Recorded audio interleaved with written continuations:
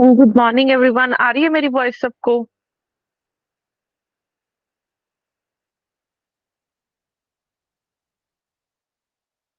आज हम सबसे पहले नेक्स्ट टॉपिक करने से पहले असाइनमेंट डिस्कस करेंगे टर्म सिंबल वाली। जो मैंने आपको टर्म सिंबल वाली असाइनमेंट भेजी हुई थी वो डिस्कस करेंगे अपने phone में। साथ के साथ वो ओपन कर लो आप। अगर किसी के पास नहीं है, मैं दोबारा से शेयर कर देती हूँ, बट वो असाइनमेंट ओपन कर लो।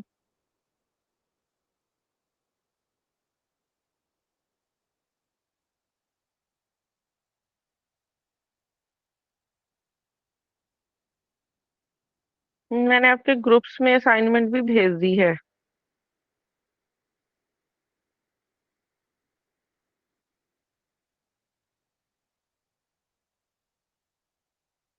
जिसमें बिल्कुल फर्स्ट क्वेश्चन आता है हमारे पास। टर्म सिंबल वाली असाइनमेंट का फर्स्ट क्वेश्चन क्या है? The two possible orientation of S with respect to external magnetic field B along Z axis are. तो टू पॉसिबल ओरिएंटेशन, ठीक है, और नीचे आपको कॉस इनवर्स ऑप्शंस में ऐसे दे रखे हैं, ठीक है। तो अगर आप उसको रीड करोगे, इसका मतलब हमें थीटा की वैल्यू निकालनी है फॉर एस। तो थीटा की वैल्यू एस निकालनी है फॉर एस। जो एस है वो एक एंगल बना रहा है with respect to external magnetic field B along the Z axis. तो सेम केस हो गया हमारे पास कि अगर ये जेड एक्सिस है, इस तरफ हमने मैग्नेटिक फील्ड लगा रखी है, यहाँ पे एस है वो कुछ एंगल बना रहा है थीटा। तो वो जेड एक्सिस के अलोंग क्या बनाएगा? जेड एक्सिस के अलोंग अगर हम कंपोनेंट देखेंगे तो वो कितना बनेगा? S Z. और एस जेड होगा किसके equal? S cos of theta. अब एस जेड को हम लोग क्या लिख सकते हैं? एम एस एच कट, और एस की वैल्यू सब्स्टिट्यूट कर दो। एम एस नहीं, एस हो जाएगा यहाँ पे small S, small S, S plus one, H cut cos of theta. तो यहाँ से एच कट के साथ एच कट कैंसिल, तो कॉस ऑफ थीटा की वैल्यू आ गई M S by S, S plus one. तो अब हमारे पास कॉस थीटा की वैल्यू आ गई है। एस एस की वैल्यू क्या हो सकती है? एस की वैल्यू हमारे पास 1/2 पॉसिबल होती है। एस की वैल्यू हमारे पास 1/2 ही होती है ना। उसके क्रॉसपॉन्डिंग अगर हम एम एस देखेंगे वो होता है एक -1/2। इसमें एक ऐड कर दो 1/2। तो एस की वैल्यू अगर 1/2 है तो एम एस की वैल्यू आपके पास -1/2 और 1/2 दो वैल्यूज पॉसिबल है। तो फर्स्ट केस एस की वैल्यू 1/2, एम एस की वैल्यू -1/2 रखते हैं। सेकेंड एस की वैल्यू 1/2, एम एस की वैल्यू -1/2 +1/2 रखते हैं, तो क्या बनेगा यहाँ पे? तो हमारे पास देखो यहाँ से cos theta is equal to -1/2, root में 1/2, 1/2 +1। तो यहाँ से -1/2 नीचे क्या बन जाएगा? √3/4, ठीक है। फिर इधर हमारे पास बन जाएगा -1/2/√3/2। 4 बाहर आ जाएगा रूट से, 2 से 2 कैंसिल, तो cos थीटा की वैल्यू -1/√3 बन जाएगी। और ऐसे ही अगर आप इधर देखोगे जस्ट पॉजिटिव का साइन आएगा, क्योंकि इधर एम एस क्या है? +1/2 है। तो ये बन जाएगा। तो यहाँ से cos थीटा की वैल्यू +-1/√3। तो थीटा आ गया cos इनवर्स, आपके पास cos इनवर्स +-1/√3। तो आपके पास ये आ जाएगा आंसर। इस क्वेश्चन में किसी को कोई डाउट हो तो ऑप्शन नंबर बी करेक्ट हो जाएगा। यहाँ से ऑप्शन नंबर बी करेक्ट हो जाएगा। इस क्वेश्चन में किसी को कोई डाउट हो?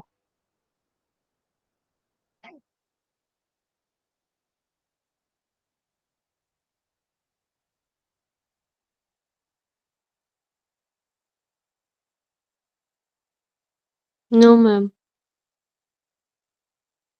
इसके बाद नेक्स्ट हमारे पास आ जाता है question number 2। The magnitude of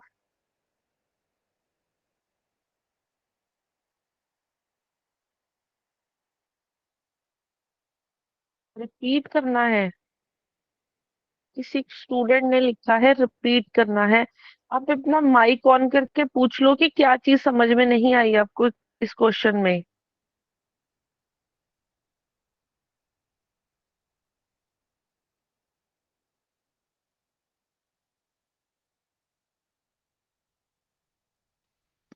ma'am हो गया। हो गया है?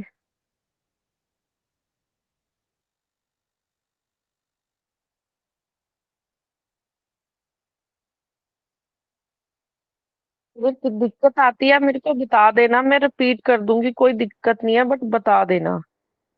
The magnetic dipole moment, the magnitude of magnetic dipole moment corresponding to n of an electron is, options दे रखे हैं म्यू बी, ऑप्शन बी दे रखा है 2 म्यू बी, ऑप्शन सी दे रखा है √2 म्यू बी, और ऑप्शन डी दे रखा है √3 म्यू बी। सबसे पहली चीज, मैग्नेटिक मूवमेंट वाला कॉन्सेप्ट अभी तक मैंने आपको क्लास में करवाया ही नहीं है। तो जो मैग्नेटिक डाइपोल मूवमेंट होता है, ठीक है, अब हमारे पास तीन तरह के डाइपोल मूवमेंट होते हैं। मैग्नेटिक डाइपोल मूवमेंट, तो सबसे पहली चीज, ये होता क्या है? कि ये होता क्या है, हमारे पास एक चीज होती है डाइपोल, हमारे पास एक वर्ड होता है डाइपोल। डाइपोल हम किसको बोलते हैं? एक पॉजिटिव चार्ज और एक नेगेटिव चार्ज के बीच में अगर डिस्टेंस होता है, पॉजिटिव और नेगेटिव चार्ज के बीच में अगर कोई डिस्टेंस है डी, तो हम लोग बोल देते हैं कि two equal and opposite charges separated by some distance. तो इस कॉन्फ़िगरेशन को, इस पूरे सिस्टम को हम लोग क्या बोल देते हैं? डाइपोल बोल देते हैं। ठीक है, इस पूरे सिस्टम को हम लोग क्या बोल देते हैं? डाइपोल बोल देते हैं। और डाइपोल मोमेंट निकालना हो, अगर हमने डाइपोल मोमेंट निकालना हो, तो डाइपोल मोमेंट का फॉर्मूला क्या होता है? चार्ज इनटू इन दोनों के बीच में जितना डिस्टेंस है। ठीक है, तो डाइपोल पता होना चाहिए आपको कि क्या होता है, और डाइपोल मोमेंट क्या होता है? चार्ज इनटू डिस्टेंस, इन दोनों चार्जेस के बीच में डिस्टेंस कितना है? 0। अब नेक्स्ट चीज, जब हम लोग इस डाइपोल को मैग्नेटिक फील्ड में रखते हैं, ठीक है, यहाँ पे वर्ड डाइपोल मूवमेंट तो अभी आपको पता चल गया ना कि क्या होता है? वो होता है चार्ज इनटू डिस्टेंस। बट यहाँ पे एक वर्ड साथ में लग गया है कि मैग्नेटिक डाइपोल मूवमेंट क्या होगा, कि जब हम एक डाइपोल को मैग्नेटिक फील्ड में रखते हैं, तो मैग्नेटिक फील्ड में जब रखते हैं तो वो in the direction of field align होता है। तो जो स्ट्रेंथ होती है ना, ठीक है, कि उसको कितनी मैग्नेटिक फील्ड की जरूरत पड़ेगी अलाइनमेंट होने के लिए, जो स्ट्रेंथ होती है उसको हम लोग नाम दे देते हैं मैग्नेटिक डाइपोल मोमेंट। ठीक है, तो जब डाइपोल को हम मैग्नेटिक फील्ड में रखते हैं तब वर्ड यूज होता है मैग्नेटिक डाइपोल मोमेंट। और इसमें हमारे पास तीन तरह से होता है। एक होता है, अगर मैं मैग्नेटिक डाइपोल मूवमेंट देखती हूँ स्पिन की वजह से, ठीक है, एक मैं देखती हूँ एल, ऑर्बिटल ऑर्बिटल की वजह से, और एक थर्ड हमारे पास टोटल आ जाता है जे। तो हम तीन तरह से मैग्नेटिक डाइपोल मूवमेंट का फॉर्मूला लिखेंगे। तो सबसे पहले आ जाएगा म्यू एस। म्यू एस हमारे पास क्या बनेगा? म्यू एस ये बनता है -रूट में SS+1 म्यू बी। हाँ, एक मिनट, मेरे को ना एक चीज कंफर्म करने दो, एक मिनट ना।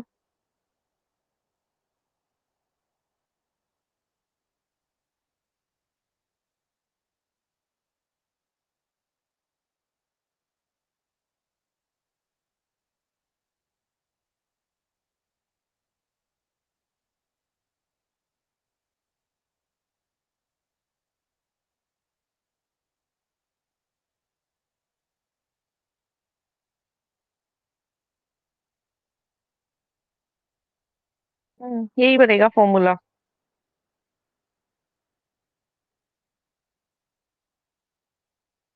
और साथ में बी नहीं आएगा क्योंकि वो आता है एनर्जी में।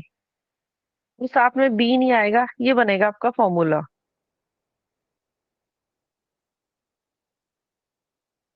म्यू एस निकालने का फॉर्मूला क्या है? अगर एस है ना यहाँ पे, तो रूट में एस एस प्लस वन लिख दोगे और साथ में म्यू बी आएगा और साथ में एक नेगेटिव साइन निकल के आना है। और म्यू एल लिखना है तो डिट्टो चीज है, ऊपर वाले को देख के बस एस की जगह पे एल लिख दो। एस की जगह पे एल लिख दो। और अगर जे लिखना है तो यहाँ पे लिख दो जे। यहाँ पे आपने लिख देना है जे। तो अगर आपको पेपर में कभी भी मैग्नेटिक डाइपोल मोमेंट निकालने को बोला जाए तो उसका फॉर्मूला आपके पास ये होता है। इसको लिख लो फटाफट से। जैसे हमारे पास इस क्वेश्चन में जो लास्ट हमने लिखा है, उन्होंने बोला है the magnitude of magnetic, magnitude मतलब पॉजिटिव साइन आ जाएगा। अगर हम इसका मैग्नीट्यूड लेंगे तो आपके पास पॉजिटिव चीज निकल के आ जाएगी, root S S plus one. और बाहर क्या है, म्यू बी। तो अगर उन्होंने बोला है मैग्नीट्यूड ऑफ मैग्नेटिक, यही है ना, the magnitude of magnetic dipole moment corresponding to the spin of electron. Spin क्या होती है? स्पिन के लिए निकालना है ना मैग्नेटिक डाइपोल मोमेंट। तो स्पिन क्या होती है? इसकी वैल्यू हमारे पास 1/2। तो इसके corresponding अगर म्यू एस निकालना है, मैग्नीट्यूड निकालना है, तो प्लस आ जाएगा रूट में एस एस प्लस वन। और बाहर क्या होता है, म्यू बी। तो यहाँ से बन जाएगा 1/2, 1/2 प्लस वन म्यू बी। तो यहाँ से आपके पास म्यू एस की वैल्यू निकल जाएगी 1/2। ये बन जाएगा आपके पास 3/4 इंटू म्यू बी। तो आपके पास ये वैल्यू बनने वाली है, एक मिनट, 3/2 आना है, √3/4 इंटू म्यू बी। ये वैल्यू बनेगी रूट √3/2 नहीं आएगा बाहर। टू आएगा, सॉरी सॉरी मैं बोल रही हूँ टू, ये बनेगा, ये वाली चीज बनेगी। Ma'am option. ऑप्शन नहीं मैच करेंगे, गलत लग रहा है मेरे को। मैं एक बार ये देख लेती हूँ। नहीं, ऑप्शंस मैच करेंगे। अब देखो मैं बताती हूँ कंप्लीट। अभी ये फॉर्मूला कंप्लीट नहीं हुआ है, ये है ना। अब इसमें एक और फैक्टर आना था, इसमें एक और फैक्टर आएगा, उसको लिख लो साथ में। अगर जी का फैक्टर आना है एक, ठीक है, जी फैक्टर जो हमने लास्ट टॉपिक में कर चुके हैं, एक जी का फैक्टर आता है साथ में। अगर एस है तो जी एस आएगा, अगर एल की बात हो रही है तो जी एल आएगा, अगर जे की टोटल की बात हो रही है तो जी जे आएगा। ठीक है, तो आपके पास टोटल फॉर्मूला ये बनने वाला है, फाइनल फॉर्मूला।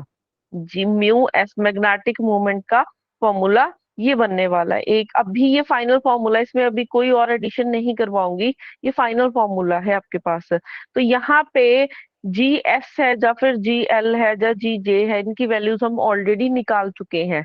जी फैक्टर हमारे पास क्या होता है, 1 + जे जे +1 +S S+1 minus mu L L+1 divided by 2 जे जे +1, यही होता है फॉर्मूला। तो अब यहाँ से अगर हमने सिर्फ एल ऑर्बिटल के लिए देखना हो, अगर हमने प्योर ऑर्बिटल के लिए देखना हो जिसमें एस हमारा 0 रहता है और एल हमारा नॉन जीरो रहेगा, तो इसके लिए जी एल की वैल्यू क्या हो जाती है, 1। ऑलरेडी क्लास में कर चुके हैं। अगर हम लोग स्पिन के लिए बात करते हैं, मतलब एल की वैल्यू 0 है और एस की वैल्यू नॉन जीरो है, तो जी एस की वैल्यू कितनी आ जाती है, 2। सेम चीज आपने यहाँ पे देखनी है, सेम चीज आपने यहाँ पे देखनी है। हमें स्पिन के लिए बात की गई है, स्पिन ऑफ एन इलेक्ट्रॉन। तो जीएस की वैल्यू कितनी हो जाएगी, 2। तो 2 से 2 हो जाएगा कैंसिल, 2 से 2 क्या हो जाना है, कैंसिल हो जाना है। यहाँ पे क्योंकि फैक्टर में साथ में जीएस भी आएगा, जीएस भी आएगा, तो अगर साथ में जीएस आएगा, जीएस की वैल्यू रख दो, वो बन जाएगी 2 इंटू म्यू बी, 2 से 2 कैंसिल। तो आपके पास म्यू एस बन जाएगा बी म्यू बी, तो ऑप्शन नंबर डी करेक्ट हो जाएगा। ऑप्शन नंबर डी क्या हो जाएगा, करेक्ट हो जाएगा। तो ये आपके लिए नया फॉर्मूला है जो अभी तक हमने क्लास में डिस्कस नहीं किया था, तो इसको नोट डाउन कर लो।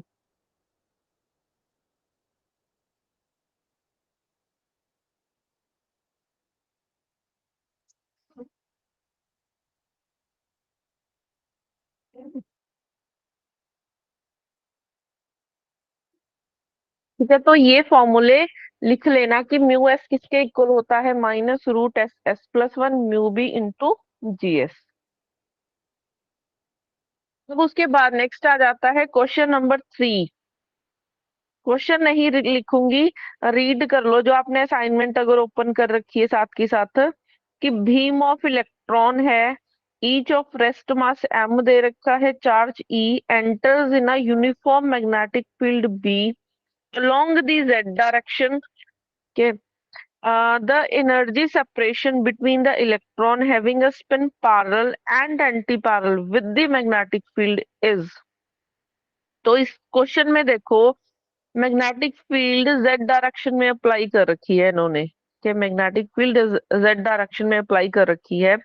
तो जैसे ही बीम ऑफ इलेक्ट्रॉन एंटर करते हैं, इलेक्ट्रॉन्स यहाँ पे एंटर करते हैं मैग्नेटिक फील्ड में, तो क्या होता है, कुछ इलेक्ट्रॉन चले जाते हैं in the direction of field, ठीक है, और कुछ चले जाते हैं anti parallel to magnetic field. दो तरह से मोशन होता है, ठीक है, कि जा तो कुछ इलेक्ट्रॉन पैरेलल टू दी चले जाते हैं, क्योंकि हमने दो ही चीजें की है ना, कि अगर ऐसा आपके पास इलेक्ट्रॉन के लिए एस की वैल्यू हमने क्या लिखी हुई है, 1/2, इसके क्रॉसपॉन्डिंग एम एस की वैल्यू या तो 1/2 आएगी या -1/2। तो इसका क्या मतलब है, 1/2 है तो अप पैरेलल रहेगा, -1/2 है तो एंटी पैरेलल रहेगा, डाउन स्पिन रहेगी। तो दो ही तरह से मोशन हो सकता है, कि जब इलेक्ट्रॉन मैग्नेटिक फील्ड में एंटर करता है, या तो वो क्या जाता है, अपवर्ड जाता है फील्ड के, या फिर क्या जाता है, डाउनवर्ड जाता है। तो अब यहाँ पे अगर हमने मोशन देखना हो, ठीक है, अगर वो पैरेलल है, अगर वो ये मैग्नेटिक फील्ड है, ये इलेक्ट्रॉन है, तो अगर पैरेलल है तो आपके पास जो इलेक्ट्रॉन और मैग्नेटिक फील्ड में जो इंटरेक्शन एनर्जी होती है, मैंने क्लास में बताया था, वो कितनी होती है, बताएगा कोई? इलेक्ट्रॉन और मैग्नेटिक फील्ड में इंटरेक्शन एनर्जी किसके इक्वल होती है?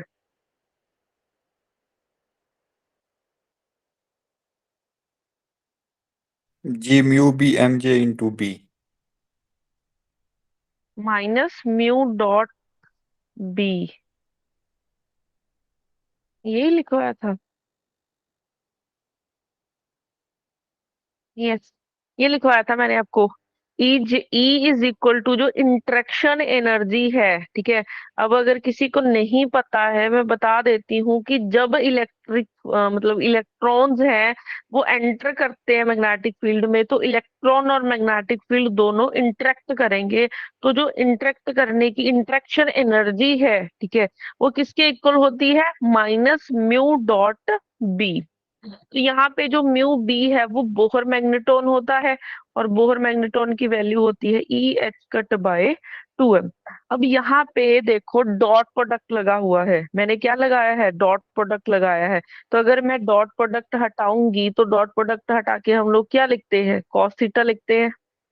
डॉट प्रोडक्ट हटा के अगर आपके पास A.B वेक्टर होता है, तो डॉट प्रोडक्ट हटा के हम लोग कॉस थीटा ही लिखते हैं ना। अगर क्रॉस प्रोडक्ट होता है तो हम साइन थीटा लिखते हैं, ऐसे लिखा जाता है, ठीक है। तो मैं डॉट प्रोडक्ट हटा के मैंने लिख दिया कॉस थीटा। तो थीटा की वैल्यू, थीटा क्या है, बी मैग्नेटिक फील्ड और इलेक्ट्रॉन के बीच में एंगल है। तो यहाँ पे तो ये तो दोनों सेम डायरेक्शन में है, तो यहाँ पे एंगल क्या होना चाहिए, 0 डिग्री, क्योंकि ये दोनों सेम डायरेक्शन में है।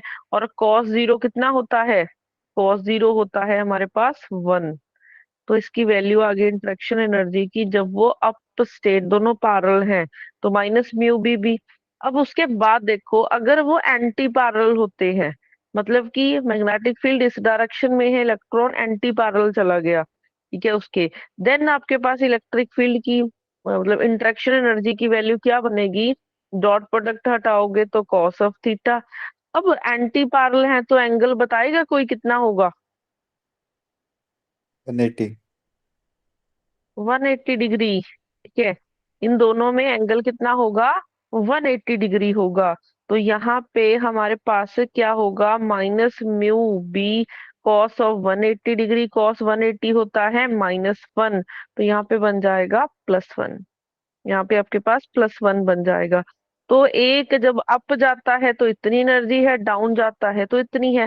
तो हमने एनर्जी सेपरेशन निकालनी थी ना, हमने एनर्जी सेपरेशन निकालनी थी। तो इन दोनों को आपने क्या कर देना है? माइनस कर देना है। म्यू बी बी के minus of minus mu B B, तो ये बन जाएगा आपके पास 2 times mu B B.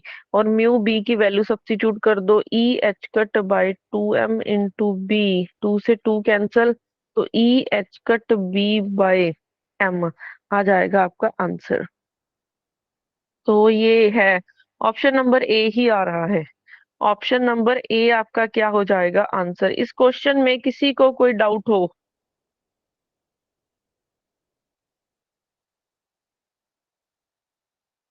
Clear है सबको ये क्वेश्चन?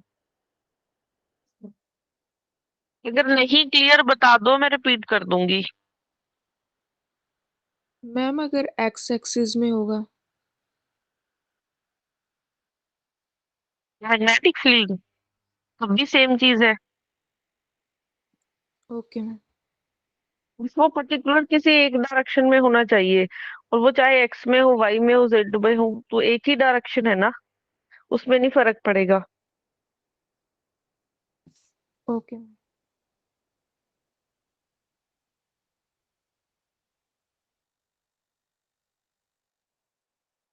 मतलब ये रू मतलब मैग्नेटिक जो ऐसा समझ सकते हो, मैग्नेटिक फील्ड यहाँ पे इस ऊपर वाली डायरेक्शन में, ऊपर वाला एक्स एक्सिस हो सकता है, वाई हो सकता है, जेड कुछ भी हो सकता है।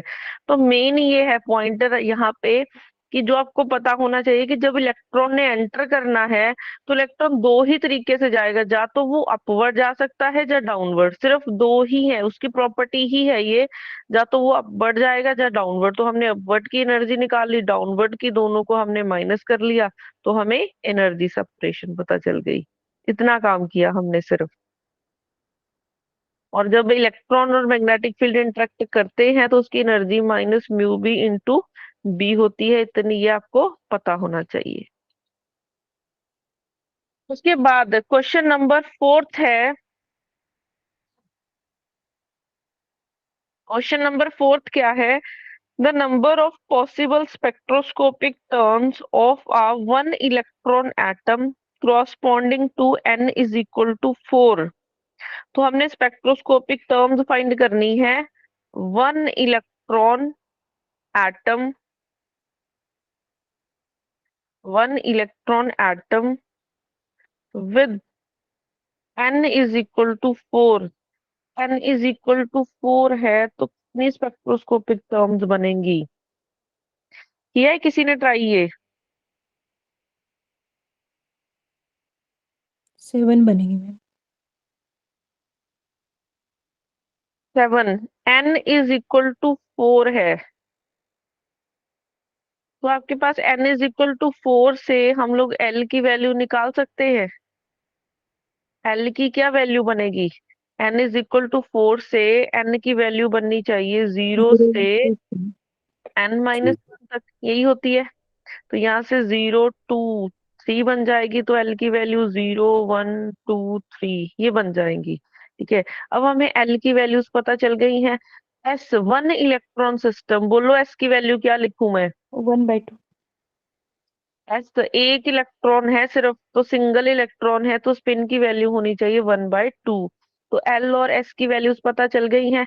हम फर्स्ट केस करते हैं कि जब हमारे पास क्या है, जब हमारे पास एल की वैल्यू 0 है और एस की वैल्यू 1/2 है, तो जे की वैल्यू होती है L minus S to L plus S. तो अब यहाँ से हमारे पास बन जाएगा 1/2। तो यहाँ से स्पेक्ट्रोस्कोपिक टर्म लिखनी हो, एल 0 है तो एस आएगा, एस की वैल्यू 1/2 है तो ऊपर 2, 1/2, एक तो ये बन गया टर्म सिंबल। ठीक है। उसके बाद सेकंड केस कर लेते हैं कि जब एल की वैल्यू 1 है, एस की वैल्यू 1/2 है, तो जे की दो वैल्यूज आ जाएंगी, एक 1/2, एक 3/2। तो यहाँ से दो टर्म सिंबल निकलेंगे आपके पास, वो कौन से होंगे? 2p1/2 और 2p3/2। ऐसे ही अगर L की वैल्यू 2 है, S की वैल्यू 1/2 है, तो J की वैल्यू कितनी बनेगी, बताओगे कोई? 3/2 और 5/2। यहाँ से आपके पास क्या बन जाएगा? L2 है तो D, S की वैल्यू 1/2 है तो इधर 2 आ जाएगा, 3/2 आएगा, एक आ जाएगा 5/2। फिर उसके बाद L की वैल्यू 3 है तो S की वैल्यू 1/2 है, तो यहाँ से बन जाएगा आपके पास J की वैल्यू, 5/2 और 7/2। आपके पास दो वैल्यूज ये बन गई। L3 है तो F बनेगा 2F, एक 5/2 आ जाएगी, एक 7/2। तो दो ये है, दो ये है, दो ये है, 6 और 7 ये हो गए। तो टोटल बन जाएंगे 7 spectroscopic terms, total 7 spectroscopic terms बन जाएंगे।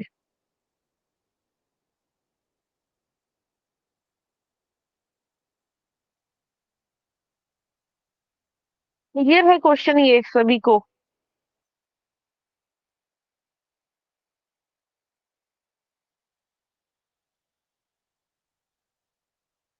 इसके बाद नेक्स्ट आ जाता है क्वेश्चन नंबर 5। क्वेश्चन नंबर 5 में क्या है?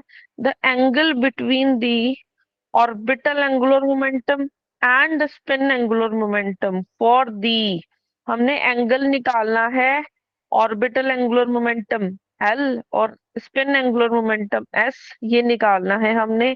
फॉर क्या दे रखा है? टू, इन्होंने क्या दे रखा है? फॉर 2D3/2, इसके लिए हमने निकालना है। तो जब हमने L और S के बीच में निकालना है तो हम लोग कैसे निकालते हैं? J होता है L+S, यही होता है हमारे पास।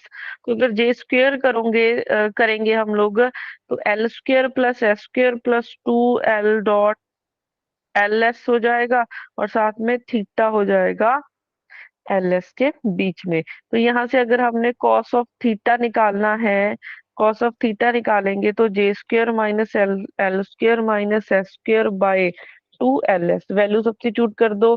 J+1 के -LL+1 -SS+1 divided by 2 root में LL+1 SS+1। अब देखो एच कट भी आता है ऊपर, और नीचे एच कट भी आएंगे, वो मैंने डायरेक्ट ही कैंसिल कर दिए हैं क्योंकि हम ऑलरेडी क्लास में डिस्कस कर चुके हैं। तो अब यहाँ से जे, इसके लिए इस टर्म सिंबल के लिए अगर हमने देखना हो, इस टर्म सिंबल के लिए वैल्यू देखनी हो, डी है तो एल की वैल्यू हो जाएगी 2, जे की वैल्यू आपको 3/2 वैसी दे रखी है, एफ की वैल्यू आपके पास आ जाएगी 1/2। तो इसमें वैल्यू सब्स्टिट्यूट कर दो, इसको कंपेयर कर लो, 2S+1 LJ। तो कंपेयर करके वो दोनों को जब कंपेयर करोगे तो S की वैल्यू 1/2 बन जाएगी। तो अब यहाँ से कॉस ऑफ थीटा LS आपके पास बन जाएगा 3/2, 3/2 + 1, 2, 2 + 1, 1/2, 1/2 + 1 डिवाइडेड बाय, नीचे रूट में L+1, तो 2, 2 + 1, S आ जाएगा 1/2, 1/2 + 1। तो यहाँ से अब बन जाएगा 3/2 इंटू नहीं, 5/2 बनेगा ना इधर, इंटू 6 बनेगा, -1/2 इंटू 3/2 डिवाइडेड बाय रूट में बना 6, रूट में बना 3/4। तो इसको कैलकुलेट करके 15/4 -6 -3/4 यही बन रहा है, डिवाइडेड बाय आपका क्या बन रहा है? 2√6 √3/2, 2 से हो जाएगा 2 कैंसल। अब मैं इसको नेक्स्ट पेज पे लेके जा रही हूँ, कर दूं नेक्स्ट स्लाइड? अब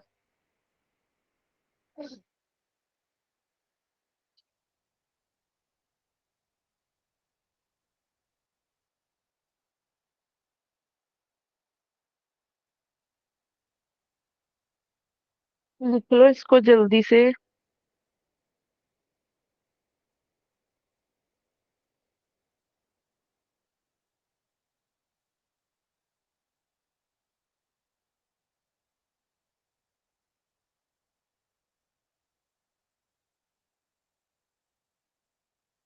ये बना आपके पास cos of theta LS is equal to 15/4 -6 -3/4 divided by √6 था और √3 था।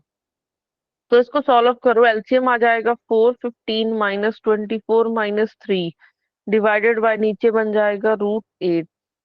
नहीं, चाहे इसको और भी सिंप्लीफाई कर सकते हो आप। इसको माइनस करके बताना कितना बनेगा।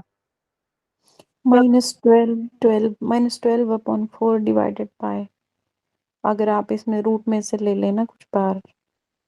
इसको आप ले सकते हो 9 × 2, तो 9 का रूट बाहर निकाल लो तो 3 3 √2 बन जाएगा। तो ये कट के बन जाएगा 3, 3 से 3 कैंसिल, तो -1/√2 बन जाएगा। 135 डिग्री होता है। ठीक है, तो ये बना।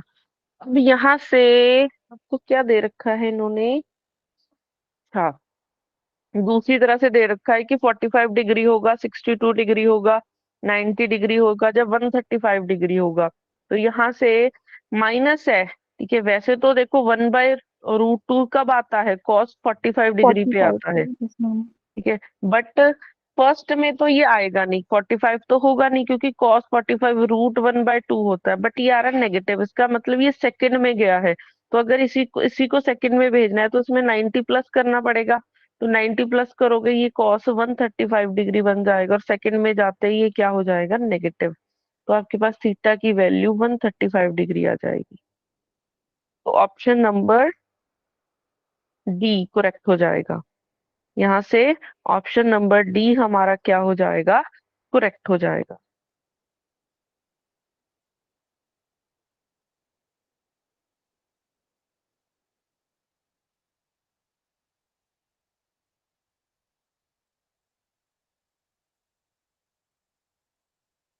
फिर बाद नेक्स्ट,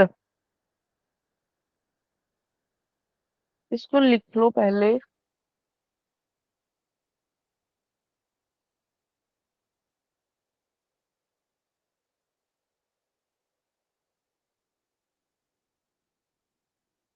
उसके बाद क्वेश्चन नंबर 6 है। उन्होंने बोला है कि कौन सी स्पेक्ट्रोस्कोपिक टर्म नॉट अलाउड है, नॉट अलाउड पूछा है। और हमें ऑप्शंस दे रखे हैं, लाइक 2D 3/2, बी ऑप्शन दे रखा है 2F 3/2, सी ऑप्शन दे रखा है 2P 3/2, डी ऑप्शन दे रखा है 2D 1/2। तो अब हमें स्पेक्ट्रोस्कोपिक टर्म देखनी है, तो मैं फर्स्ट उठाती हूँ। अगर मैं फर्स्ट को ही देखूं, ऑप्शन को 2D 3/2, तो इसमें आपके पास S की वैल्यू 1/2 आ रही है, L की वैल्यू 2 आ रही है। ठीक है, अगर हम इसके कॉम्बिनेशन से बनाए J, तो J बनेगा L - S 2L + S, यही बनेगा। तो यहाँ के पास गा 2 - 1/2 to 2 + 1/2, तो यहाँ से आपके पास बना 3/2 एंड 5/2, यही बनेगा। तो 3/2 और J की वैल्यू 3/2, तो ये एक पॉसिबल टर्म सिंबल है। ठीक है, ये पॉसिबल टर्म सिंबल है, तो ये तो हो नहीं सकता, क्योंकि हमने नॉट अलाउड देखना है। सेकंड उस पे चलते हैं, तो इसके लिए S की वैल्यू 1/2 है, F है, तो D आपका हो जाएगा 3। तो J निकालोगे आप 3 - 1/2, 3 + 1/2, तो यहाँ से आपके पास क्या बन जाएगा, ये माइनस करोगे 5/2, और ही बन जाएगा 7/2। तो 3/2 इधर इन्होंने मेंशन कर दिया 3/2। तो जे की अगर आपके पास S 1/2 है, D 3 है, तो जे की वैल्यू कभी भी 3/2 नहीं हो सकती। तो ऑप्शन नंबर 2 ही करेक्ट हो जाएगा। तो ऑप्शन नंबर 2 हमारा करेक्ट हो जाएगा। मैम इसमें एक डी भी नहीं होगा, मैं वो भी आगे चेक कर, लास्ट वाला भी नहीं होगा ना, या पहले से ही क्लियर हो जाएगा 2D 1/2। यस, हम लोग थर्ड सी ऑप्शन चेक करते हैं अभी। इसके लिए S की वैल्यू 1/2 है, L की वैल्यू आपको 1 दे रखी है, तो J की वैल्यू निकालोगे 1 - 1/2 to 1 + 1/2। तो यहाँ से J की वैल्यू आ जाएगी 1/2 और 3/2। तो 3/2 दे रखा है तो ये पॉसिबल है, तो ये भी नहीं हो सकता ऑप्शन डी। ऑप्शन देखोगे 2D 1/2, तो इसके लिए हमने अभी निकाला है, देखो फर्स्ट में ही, तो जे की वैल्यू उसके लिए 3/2 और 5/2 पॉसिबल है, तो इसमें दे रखा है 1/2, तो ये भी पॉसिबल नहीं है। तो दो ऑप्शन करेक्ट हो गए, बी एंड डी। वैसे ये आईआईटी जैम का क्वेश्चन था, तो आईआईटी जैम के पेपर में हो सकता है चारों के चारों ऑप्शन सही हो, बट आपके पेपर में सिर्फ सिंगल क्वेश्चन, मतलब सिंगल ऑप्शन ही सही होती है, तो इसमें से कोई एक ऑप्शन ही सही होगा, मतलब ऑप्शन चेंज कर देंगे इसमें। तो ऐसे इस क्वेश्चन के अकॉर्डिंग हमारे पास B, option B and D क्या हो जाएंगे, दोनों करेक्ट हो जाएंगे। इस क्वेश्चन में किसी को कोई डाउट हो? क्लियर है सबको ये क्वेश्चन?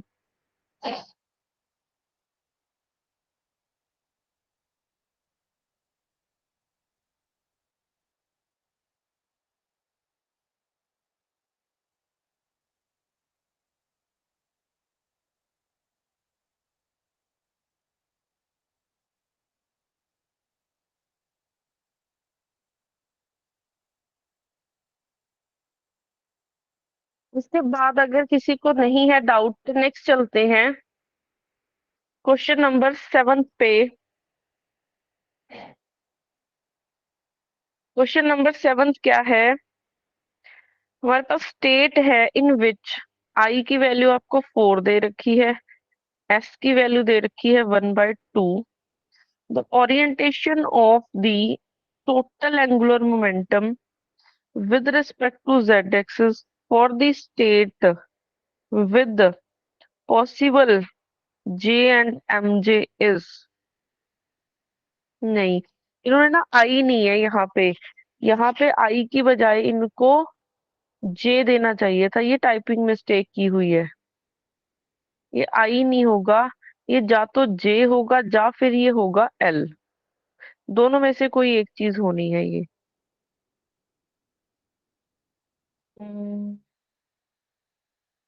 यस, हम लोग इसको ना वो लेके चलते हैं, एल लेके चलते हैं। देखो यहाँ पे 7th क्वेश्चन में टाइपिंग मिस्टेक की हुई है, यहाँ पे एल गिवन होगा आपको, एल और एस की वैल्यूज आपको दे रखी हैं। उन्होंने बोला है the orientation of total angular momentum with respect to Z axis. ठीक है, अब इस चीज को समझो कि पेपर में इस ऐसा क्वेश्चन हम ऊपर भी कर चुके हैं ना। The orientation of total angular momentum, मतलब टोटल एंगुलर मोमेंटम मतलब जे की बात कर रहे हैं, with respect to Z axis. तो जेड एक्सिस ये है, ठीक है, इसके साथ ये क्या करता है, ओरिएंटेशन देखनी है हमने, तो जेड एक्सिस के साथ मान लो ये एंगल बना रहा है थीटा। ठीक है, तो हमने क्या देखना है, थीटा की वैल्यू निकालनी है, ओरिएंटेशन की वैल्यू। तो थीटा की वैल्यू निकालनी है फॉर फॉर फॉर हमने दी हुई है कि किस स्टेट के लिए निकालना है, for the state which largest possible value, जहाँ पे एम मतलब जे और एम जे की वैल्यू क्या होनी चाहिए, लार्जेस्ट होनी चाहिए, वो हमने थीटा फाइंड करना है, उस स्टेट के लिए हमने थीटा फाइंड करना है। तो इसके लिए हमारे पास सेम जैसे क्वेश्चन नंबर 2 में किया था, शायद हमने शायद फर्स्ट में किया था, कि ये अगर हमने जे का जेड एक्सिस के ऊपर कंपोनेंट निकालना हो तो वो जे जेड बन जाएगा, और जे जेड होता किसके इक्वल है, क्योंकि एंगल कॉस थीटा बनेगा ना, तो ये बन जाएगा जे कॉस ऑफ थीटा। तो यहाँ से जे जेड की वैल्यू सब्स्टिट्यूट कर दी है, एम जे एच कट, इसकी वैल्यू सब्स्टिट्यूट कर दोगे, जे जे +1 H cut cos of theta, H cut से एच कट हो जाएगा कैंसिल, तो कॉस ऑफ थीटा की वैल्यू बन जाएगी mj/√जे जे+1। अब यहाँ से देखते हैं, एल की वैल्यू 4 दे रखी है, एस की वैल्यू 1/2, तो यहाँ से अगर हमने जे निकालना हो तो बनेगा L-S/L+S। तो यहाँ से बन जाएगा 4 - 1/2, तो 4 + 1/2। तो यहाँ से अब जे की वैल्यू क्या बन गई आपके पास, 4 × 8, मतलब एक 7/2 बन जाएगी, 9/2। 9/2। तो दो वैल्यूज बन गई हैं आपके पास यहाँ से, एक जे की वैल्यू आई है 7/2, एक आई है 9/2। तो मैक्सिमम वैल्यू इन दोनों में से कौन सी होगी? 9/2 होगी, क्योंकि लार्जेस्ट वैल्यू पूछा है ना। तो इनमें से दोनों में से लार्जेस्ट वैल्यू कौन सी होगी? 9/2। तो जे की वैल्यू 9/2 है, तो इसके क्रॉसपॉन्डिंग एम जे की वैल्यूज क्या बनेगी? -9/2। ठीक है, -9/2 टू 9/2। तो मेरे को कोई बता सकता है कि एम जे की लार्जेस्ट वैल्यू कौन सी होगी? 9/2। 9/2। ठीक है, एम जे की आपकी वैल्यूज -9/2 टू +9/2 जाएंगी, तो लार्जेस्ट वैल्यू 9/2 ही आएगी। तो इस केस में हमारे पास जे की, क्योंकि लार्जेस्ट स्टेट कौन सी हुई? लार्जेस्ट स्टेट देखनी है, तो जे की वैल्यू 9/2, एम जे की वैल्यू 9/2। तो कॉस ऑफ थीटा हमने निकालना था, वो हमारे पास था mj/√जे+1। तो वैल्यू सब्स्टिट्यूट कर दो, 9/2 √9/2, 9/2 +1। तो यहाँ से आपके पास बन जाएगा √9/2, ये बन गया। इससे नीचे 11/2, तो इधर से 9/2 बाय रूट में 9/11 डिवाइडेड बाय 2 आ जाएगा। 2 से 2 कैंसल, तो कॉस ऑफ थीटा की वैल्यू आ गई है 9 बाय नीचे रूट में 9 × 11। 9 जो रूट 9 है उसको ऊपर लेके चले जाओगे तो √9/11 आ जाएगा। ठीक है, अब इसको पॉइंट्स में सॉल्व करना है।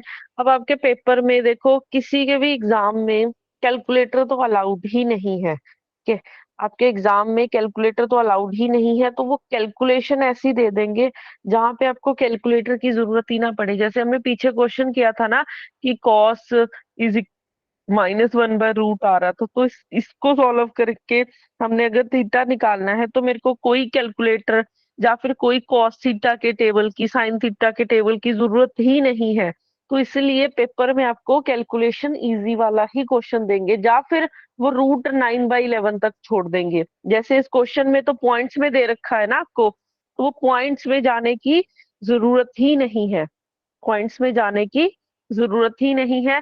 तो या तो वो क्वेश्चन को ऐसे ही छोड़ देंगे कि थीटा आपका बन जाएगा कॉस इनवर्स √9/11, यहाँ तक ही छोड़ा जाएगा आपका क्वेश्चन, या फिर इजी वाली कैलकुलेशन देंगे। तो आपको इस क्वेश्चन में पॉइंट तक जाने की जरूरत ही नहीं है।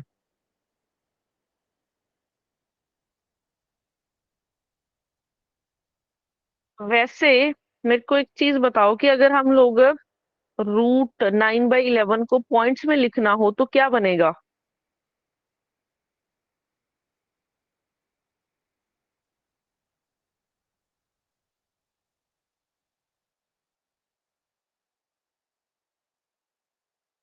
√9/11 को कैलकुलेटर यूज करो और बताना पॉइंट्स में कितना बनेगी वैल्यू।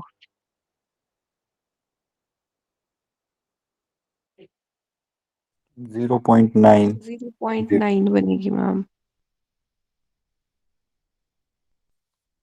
0.9?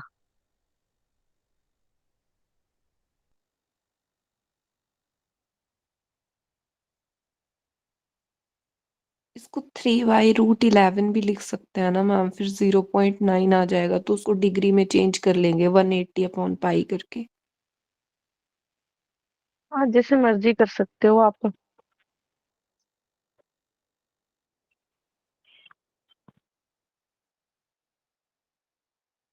ठीक है, अब उसके बाद नहीं तो मतलब आगे करने की जरूरत ही नहीं है इसको कैलकुलेट, क्योंकि फिर मेरे को एट द एंड कैलकुलेटर की जरूरत पड़ने वाली है इसकी। यहाँ पे कैलकुलेटर की, या फिर मेरे को कॉस थीटा के टेबल की जरूरत पड़ेगी एंगल निकालने के लिए। तो ये क्वेश्चन आप यहीं पे छोड़ सकते हो।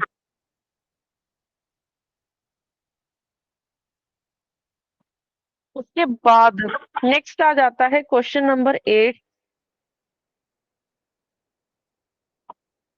क्वेश्चन नंबर 8, किसी ने कुछ बोला था?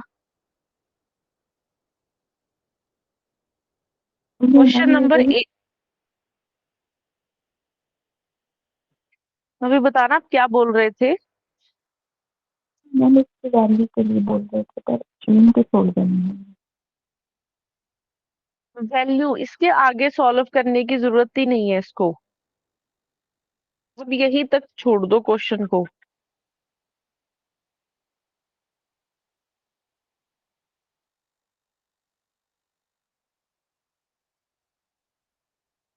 क्वेश्चन नंबर 8 क्या है? Which of the following statement is not correct?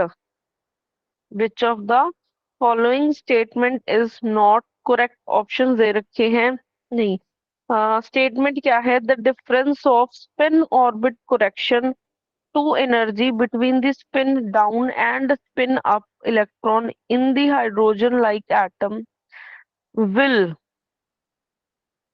so difference of spin orbit correction to the energy between the spin up and the spin down electron in a hydrogen like atom will, option दे रखे हैं कि increase with increase in atomic number, increase with principal quantum number, decrease with principal quantum number, decrease with orbital angular momentum। यहाँ पे हमारे पास क्या है? एनर्जी। एनर्जी हमने कोरेक्शन फैक्टर, देखो हमने जब हम किसी को भी इलेक्ट्रॉन्स को मैग्नेटिक फील्ड में रखते हैं, कि अगर हम इसको मैग्नेटिक फील्ड में रखते हैं तो हमारे पास जो इंटरेक्शन एनर्जी होती है, जो इंटरेक्शन एनर्जी होती है वो हमने सिर्फ इतनी की है अभी तक। E इज इक्वल टू, क्या लिखा था हमने? E H cut B by M, यही लिखा था हमने, ये वाली चीज हमने लिखी थी। बट उन्होंने बोला है कोरेक्शन, ठीक है, कोरेक्शन एनर्जी निकालनी है हमने, कोरेक्शन एनर्जी निकालनी है, difference of spin orbit correction energy निकालनी है, और ये वाला हमने अभी तक नहीं किया है। ये कॉन्सेप्ट अभी पेंडिंग है हमारा, ये मतलब वैल्यू अभी मैंने करवानी है आपको। ये कॉन्सेप्ट आएगा जब मैंने आपको फाइन स्ट्रक्चर बताना है, ठीक है, या फिर हाइपर फाइन स्ट्रक्चर बताना है, तब ये वाला कॉन्सेप्ट निकल के आएगा कि हाइपर फाइन स्ट्रक्चर या फाइन स्ट्रक्चर क्या होता है। बट अब फिलहाल के लिए सिर्फ इतना देख लो कि जो कोरेक्शन वाली एनर्जी होती है, मैं लिखवा देती हूँ, एक मिनट आपको।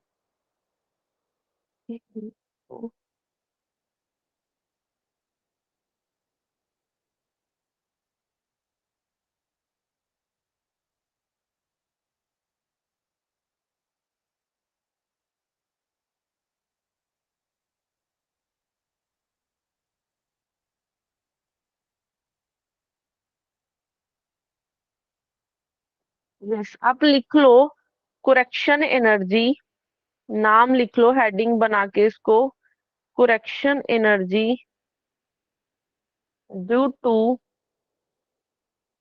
Spin orbit interaction, in orbit interaction, इसकी वजह से जो एनर्जी आती है, इंटरेक्शन एनर्जी, वो होती है directly proportional z raise to power 4 by n3, और साथ में प्रोपोर्शनैलिटी चाहे अगर हटानी है तो एग्जैक्ट वैल्यू भी लिख सकते हो, 5.84 z4 bye n3 divided by j+1/2 -3/4n, ये होती है वैल्यू। और यहाँ पे कोरेक्शन एनर्जी आपकी इतनी होती है। ये कॉन्सेप्ट अभी डिटेल में आएगा भी, ठीक है, नेक्स्ट जब हम फाइन और हाइपर फाइन स्ट्रक्चर के बारे में पढ़ेंगे तब ये फैक्टर डिटेल में आ जाता है। बट फिलहाल के लिए क्योंकि क्वेश्चन करना है, इसलिए आप कोरेक्शन एनर्जी लिख लो due to spin orbit interaction, तो वो इतनी होती है। और यहाँ पे आपको कोई इतनी बड़ी वैल्यू याद रखने की जरूरत नहीं है पेपर के पॉइंट ऑफ व्यू से, सिर्फ इतना याद रखना, ये प्रोपोर्शनैलिटी, सिर्फ ये प्रोपोर्शनैलिटी याद रखना।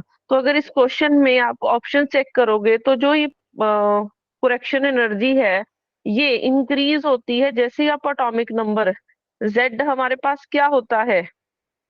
जेड हमारे पास एटॉमिक नंबर होता है, और एन हमारे पास क्या होता है? Principal quantum number. एन होता है प्रिंसिपल क्वांटम Z को बढ़ाओगे तो इसने डेल्टा E ने इंक्रीज होना है, ठीक है।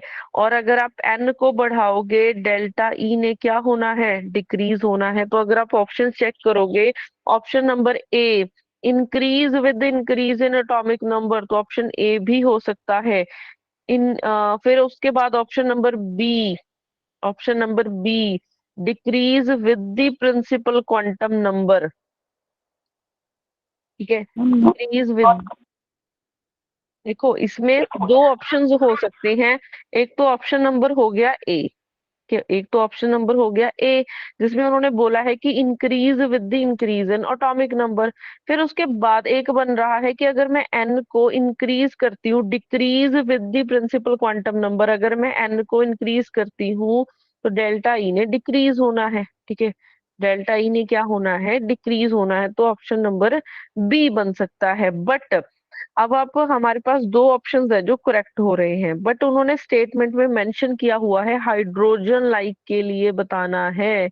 हाइड्रोजन लाइक एटम के लिए, हाइड्रोजन के लिए Z कितना होता है, 1।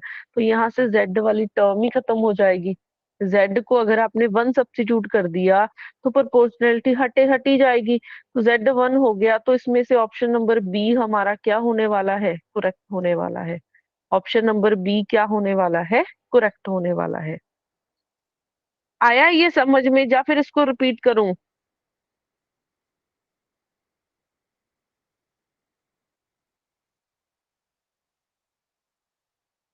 हाँ जी बता दो, ये हो गया है क्वेश्चन, समझ में आ गया है सबको? मैम लास्ट का बता दो, जब हमने वन मतलब उसका पुट कर दिया हाइड्रोजन के लिए। फिर उसमें Z को अगर 1 सब्स्टिट्यूट कर दोगे तो एक ही फैक्टर बचेगा ना, जो डेल्टा E है वो इनवर्सली प्रोपोर्शनल बच जाएगा N³ के। अगर मैंने हाइड्रोजन लाइक एटम्स की बात हो रही है तो Z को मैंने 1 सब्स्टिट्यूट कर दिया, तो यहाँ पे आ जाएगा 1। तो 1 एज अ कांस्टेंट में चला गया। तो सिर्फ प्रोपोर्शनैलिटी N के साथ देखनी है भैया अभी आपको। तो अगर मैं N को बढ़ाती हूँ तो एनर्जी ने डिक्रीज होना है, तो यहाँ से ऑप्शन नंबर बी करेक्ट हो जाएगा।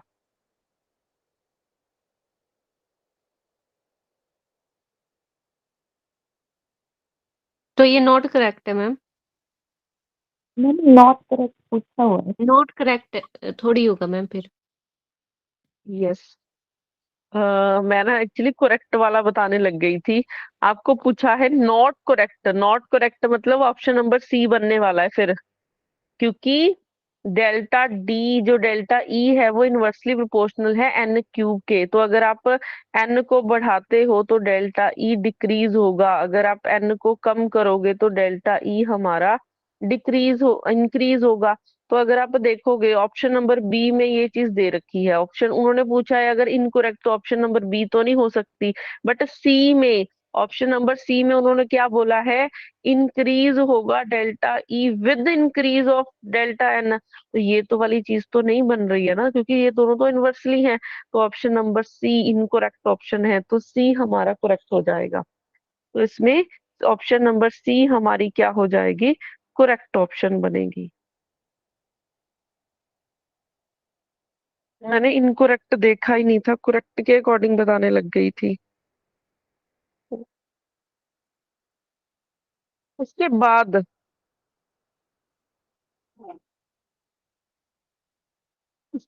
है नेक्स्ट, देखो मैम ऑर्बिटल क्वांटम नंबर के साथ कैसे रिलेट करें? Orbital quantum number, orbital quantum number होता है J। देखो हमारे पास फॉर्मूला यही लिखा था अभी मैंने, दोबारा से लिख देती हूँ इसको। मैंने अभी ये फॉर्मूला लिखा था 5.84 Z4/N³, 1/J+1/2, 3/4N। तो इसमें आपको दो फैक्टर्स तो क्लियर कट पता चल गए कि अगर आप N है एक, तो N को इंक्रीज करोगे डेल्टा ई ने डिक्रीज होना है, क्योंकि मतलब इनवर्स रिलेशन है इनका। और अगर आप एटॉमिक नंबर के साथ देखोगे तो वो क्या है, आपका डायरेक्ट रिलेशन है, दिख ही रहा है आपको, ठीक है। और एक अगर ऑर्बिटल एंगुलर क्वांटम नंबर की बात हुई है L, एल कहाँ पे दिख रहा है? एल कहीं पे नहीं दिख रहा, बट जे में तो एल प्रेजेंट होता है ना। जे क्या होता है? L minus S to L plus S, यही होता है आपके पास। तो जे में एल प्रेजेंट होता है। तो अगर जे में एल प्रेजेंट होगा, ठीक है, जे में एल प्रेजेंट होने वाला है, तो अगर जे इनवर्सली प्रोपोर्शनल है, अगर आपका जे इनवर्सली है तो एल भी आपका इनवर्स में ही होगा। तो अगर आप एल को बढ़ाओगे, डेल्टा ई ने डिक्रीज होना है। तो यहाँ पे ऑप्शंस में क्या दे रखा था? Decrease with orbital angular quantum, मतलब decrease with orbital quantum number. तो ये भी एक करेक्ट ऑप्शन है। तो इनकरेक्ट आपके पास सी ही बन रही है। इनकरेक्ट आपके पास सी ही बन रही है। क्लियर है क्वेश्चन? किसी और को कुछ कोई डाउट हो इसमें?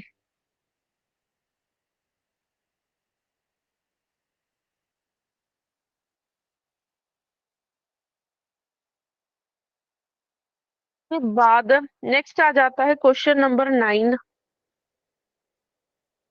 क्वेश्चन नंबर 9 क्या है? The number of allowed transitions in the fine structure of H alpha line. Number of allowed transition in the fine structure of H alpha line. Question number 9।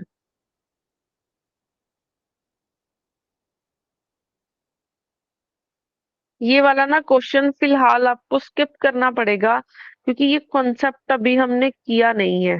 ठीक है, ये वाला कॉन्सेप्ट अभी हमने किया नहीं है, फाइन स्ट्रक्चर और हाइपर फाइन स्ट्रक्चर वाला। तो फिलहाल के लिए अभी इसको स्किप कर दो क्वेश्चन को। ये क्वेश्चन आएगा जब मैं आपको फाइन स्ट्रक्चर और हाइपर फाइन स्ट्रक्चर के बारे में बताऊंगी। ठीक है, अगर फिलहाल आपने लिखना हो ना, एच अल्फा लाइन की टोटल ट्रांजिशन उसमें 7 बनती है। एच अल्फा लाइन की टोटल ट्रांजिशन कितनी बनती है? 7 बनती है। फिलहाल इतना लिख लो, बट इस क्वेश्चन को हम लोग डिटेल में करेंगे जब मैं आपको फाइन स्ट्रक्चर और हाइपर फाइन स्ट्रक्चर के बारे में डिटेल में करवाऊंगी। ठीक है, तब ये क्वेश्चन डिस्कस करूंगी डिटेल में। फिलहाल के लिए इसको स्किप कर दो। क्वेश्चन नंबर 10 है उसके बाद। Find the ground state terms of the following terms. Ground state term symbol निकालना है हमने। तो फर्स्ट दे रखा है 14n7, तो इसका एटॉमिक नंबर हो गया 7। तो अगर Z 7 है तो इसकी कॉन्फ़िगरेशन लिखनी हो तो कैसे लिखोगे? 1s2 2s2 2p3। तो आपके पास ये है ग्राउंड, मतलब आपके पास आउटर मोस्ट शेल में ये आपके पास कॉन्फ़िगरेशन आएगी। तो 2p3, इसका मतलब ये 1 इलेक्ट्रॉन सिस्टम भी नहीं है, 2 भी नहीं है, ये आएगा मल्टी इलेक्ट्रॉन सिस्टम में। ये आपका केस किस में आएगा? मल्टी इलेक्ट्रॉन सिस्टम में आएगा। मल्टी इलेक्ट्रॉन सिस्टम में आएगा। तो मल्टी इलेक्ट्रॉन सिस्टम के लिए हमारे पास क्या मेथड होता है? 2p3 है ना, तो इसके लिए p में ऑर्बिटल्स बनाते हैं। p के होते हैं 3 ऑर्बिटल्स। फिर हम लोग लिखेंगे ml की वैल्यू +1 0 -1, 3 इलेक्ट्रॉन है तो ये ऐसे फिल हो जाएगा। ठीक है, अब यहाँ से अगर हमने l निकालना है, वो समेशन ml होता है। फर्स्ट बॉक्स में 1 इलेक्ट्रॉन है, उसकी वैल्यू +1 है। सेकंड में 1 इलेक्ट्रॉन है, बॉक्स की वैल्यू 0 है। थर्ड में 1 इलेक्ट्रॉन और बॉक्स की वैल्यू -1 है। तो यहाँ पे 1 + 0 -1, तो एल की वैल्यू कितनी आ गई है? 0। अब अगर हमने स्पिन निकालनी हो तो समेशन ms होगा। तीनों ही अप में पड़े हुए हैं, तो 3 × 1/2s की वैल्यू कितनी बन जाएगी? 3/2। अब यहाँ से हमने क्या निकाल लेना है? जे निकाल लेना है। यहाँ से हमने जे निकाल लेना है। तो अगर जे निकालोगे तो जे क्या बन जाएगा? 0 - 3/2 टू 0 + 3/2। तो जे की वैल्यू आ जाएगी 3/2। जे की वैल्यू कितनी बनेगी? 3/2। मैम L0 कैसे आ रहा है?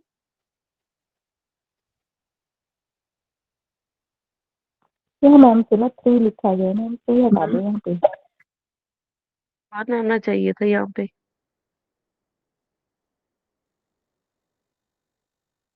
मैम इसको शेल मॉडल से नहीं कर सकते? 1s 1/2 1p 1/2 1p 3/2 L1 नहीं आएगा? मॉडल में शेल मॉडल में कहाँ से चलेगा आपको?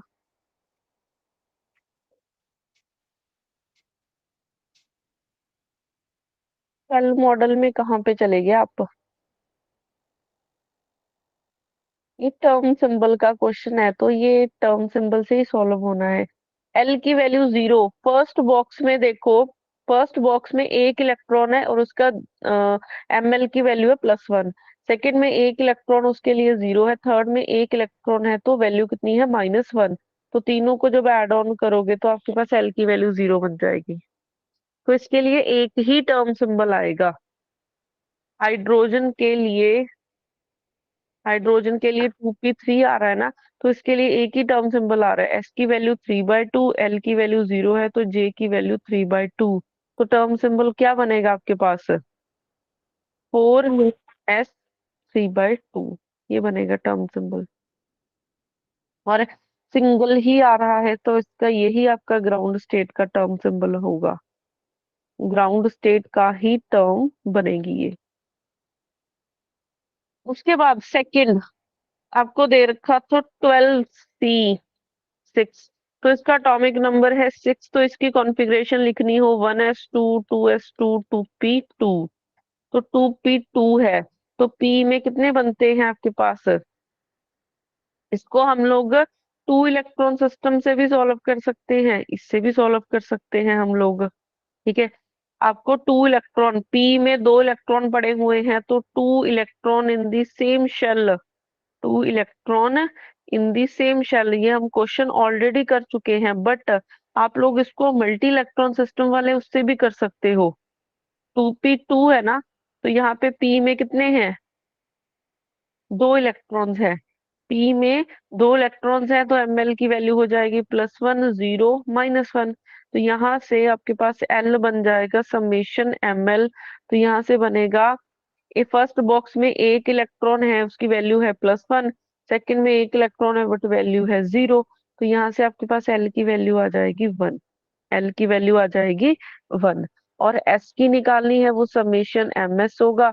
दोनों अप पड़े हुए हैं तो 2 × 1/2, तो एस की वैल्यू हो जाएगी 1। तो यहाँ से एस और ये पता चल गया। अब निकालना है जे, जे क्या बनेगा? L - S2 L + S। तो यहाँ से बन जाएगा 1 - 1 2 1 + 1। तो जे की वैल्यू बन जाएगी आपकी 0 1 एंड 2, 0 1 एंड 2। अब यहाँ से 12c6, इसके लिए 2p2 आ रहा था, इसके लिए आपके पास s की वैल्यू आ गई 1, l की वैल्यू 1, j की वैल्यू 0 1 2 तक जा रही है। तो अगर हमने ग्राउंड स्टेट का टर्म सिंबल देखना है, ये लेस देन हाफ फिल्ड है, लेस देन हाफ फील्ड। तो अगर लेस देन हाफ फील्ड है ये, तो लेस देन हाफ फील्ड के लिए क्या होता है? जे की वैल्यू जितनी लोएस्ट है उतनी एनर्जी क्या होती है? लोएस्ट होती है। तो जे 0 हमारा लोएस्ट टर्म सिंबल, ये ग्राउंड स्टेट का टर्म सिंबल बनेगा। तो टर्म सिंबल निकालना है तो क्या बनेगा? L1 है, L1 है मतलब P0, ये बनेगा ग्राउंड स्टेट टर्म सिंबल। यही बन रहा है या किसी का कोई और भी बन रहा है? यही बन रहा है। यही बन रहा है मैम। यही है मैम।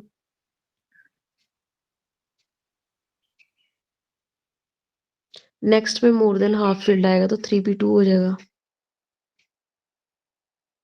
देखिए, ऑक्सीजन के लिए, थर्ड ऑक्सीजन के लिए निकालना है। ऑक्सीजन के लिए Z होता है 8, ठीक है, ये निचली वाली चीज Z होता है, तो Z 8 है तो बनेगा 1s2 2s2 2p4। तो 2p4 एक मल्टी इलेक्ट्रॉन सिस्टम है, मल्टी इलेक्ट्रॉन सिस्टम वाला केस आ जाएगा।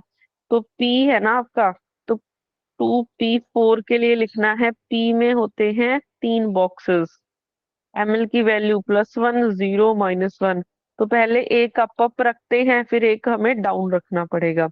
ml की वैल्यू का समेशन करेंगे तो l आएगा, तो फर्स्ट बॉक्स में 2 इलेक्ट्रॉन्स है, उसकी वैल्यू है +1, सेकंड में 1 इलेक्ट्रॉन है, वैल्यू है 0, थर्ड में 1 इलेक्ट्रॉन है, वैल्यू है -1। तो यहाँ से 2 + 0 -1, तो एल की वैल्यू आ गई 1।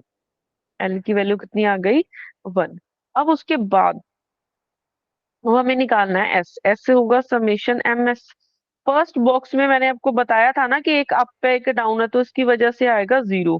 फिर सेकंड में और थर्ड में दोनों एक एक पड़ा हुआ है, तो 1/2 + 1/2, तो एस की वैल्यू आ गई 1। तो इसके लिए भी एस की वैल्यू आ जाएगी 1। तो अगर आपके पास एल की वैल्यू 1 है, एस की वैल्यू 1 है, तो यहाँ से जे की वैल्यू 0 1 2 ये बन जाएगी। अब हमने देखना है कि ग्राउंड स्टेट का कौन सा होगा। तो ये क्या है? मोर देन हाफ फिल्ड है। More than half filled. तो मोर देन हाफ फिल्ड के लिए क्या होता है? 2p4 एक मोर देन हाफ फिल्ड वाला केस है। मोर देन हाफ फिल्ड के केस में जितनी जे की वैल्यू हाईएस्ट होती है, उतनी एनर्जी क्या होती है? लोएस्ट होती है। तो हमारे पास यहाँ पे जे L1 था, S1 था, तो जे की वैल्यू 0 1 2 3 1 2 आ रही थी। तो इसमें जितना जे हाईएस्ट होगा उतनी एनर्जी लोएस्ट होगी, तो ये ग्राउंड स्टेट का टर्म सिंबल बनेगा। तो एल की वैल्यू 1, एस की वैल्यू 1, जे की वैल्यू 2, ये एक ग्राउंड स्टेट का टर्म सिंबल बनेगा। L1 है मतलब P बनेगा, 3p2 ये बन जाएगा टर्म सिंबल। 3p2 आपके पास आ जाएगा टर्म सिंबल।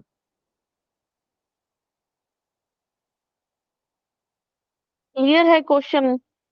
सभी का इतना ही आ रहा था टर्म सिंबल? Yes ma'am. इसके बाद नेक्स्ट, इसी में फोर्थ पार्ट है सोडियम का। सोडियम का दे रखा है, तो 11 है ना, 11 मतलब सोडियम का एटॉमिक नंबर 11 है। तो इसके लिए लिखेंगे 1s2 2s2 2p6 बन गया 10 3s1। तो 3s1 ये एक 1 इलेक्ट्रॉन सिस्टम वाला केस है। ठीक है, आप इसको ऐसे भी हम लोग 1 इलेक्ट्रॉन वाला सिस्टम तो ऑलरेडी कर चुके हैं ना, इसको मल्टी इलेक्ट्रॉन वाले सिस्टम से भी सॉल्व कर सकते हो। तो 3s1 है, तो s के लिए बनेगा एक बॉक्स जिसमें एक ही इलेक्ट्रॉन है, तो एम एल की वैल्यू बनेगी 0। ठीक है, एम क्योंकि एस के लिए एल होता है 0, तो एम एल की वैल्यू भी कितनी होगी? 0। तो यहाँ से एल आपके पास बनता है समेशन एम एल। तो इसमें एक बॉक्स में एक ही इलेक्ट्रॉन है और उसकी वैल्यू है 0, तो एल की वैल्यू आ गई 0। एस आपके पास सिंगल इलेक्ट्रॉन है, तो 1/2। तो यहाँ से जे की वैल्यू आ जाएगी 1/2, तो एक ही टर्म सिंबल बन रहा है। तो आपके पास क्या बनेगा? एस 2 पर 1/2, तो ये बन जाएगा सोडियम के लिए। ये आपके पास सोडियम के लिए एटॉमिक नंबर बन जाएगा। फिफ्थ में उन्होंने देखो C* लगा रखा है। अब C* मतलब टाइपिंग मिस्टेक कर रखी है इन्होंने। C*, अब पता नहीं इन्होंने क्या दिया हुआ है। तो अब C* को स्किप कर दो, क्या है। ऐसे ही N* इन्होंने दे रखा है। फिफ्थ और सिक्स्थ पॉइंट को स्किप कर दो यहाँ पे। अगर कोई भी एटॉमिक नंबर दिया होगा तो आप उसकी इलेक्ट्रॉनिक कॉन्फ़िगरेशन लिख के कर सकते हो। उसके बाद नेक्स्ट आ जाता है क्वेश्चन नंबर 11।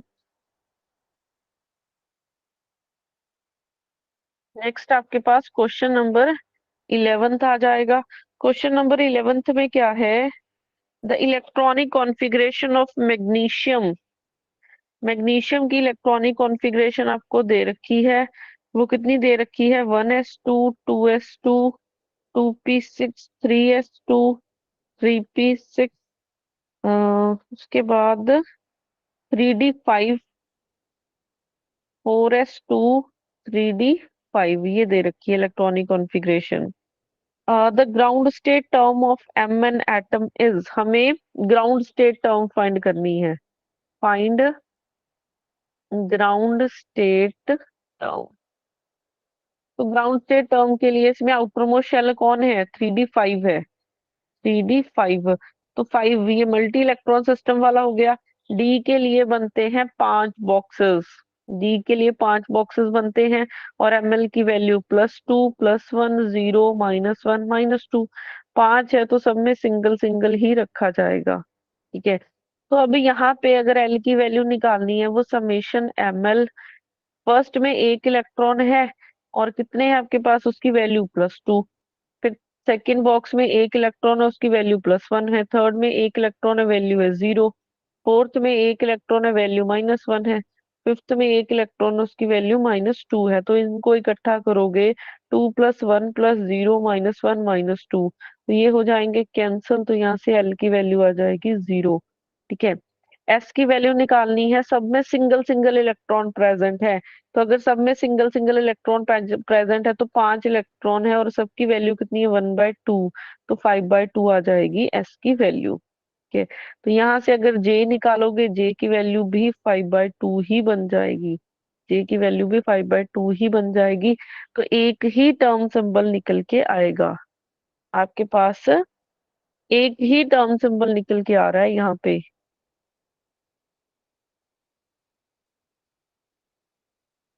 एक मिनट, मैम पर इसमें एल 0 है तो पी कैसे आएगा फिर? तुमने क्या बोला?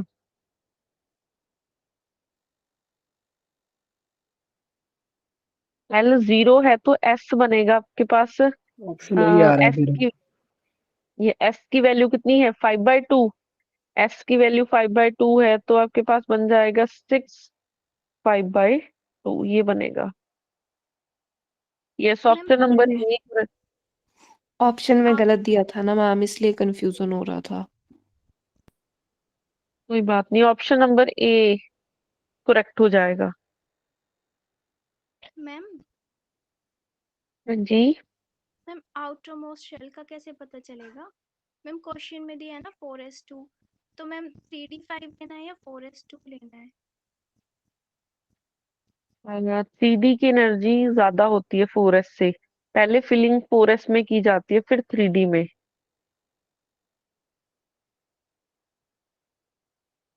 अच्छा, अगर ये क्वेश्चन उठा है ना, आपको इलेक्ट्रॉनिक कॉन्फ़िगरेशन पता होनी चाहिए, लिखनी आनी चाहिए।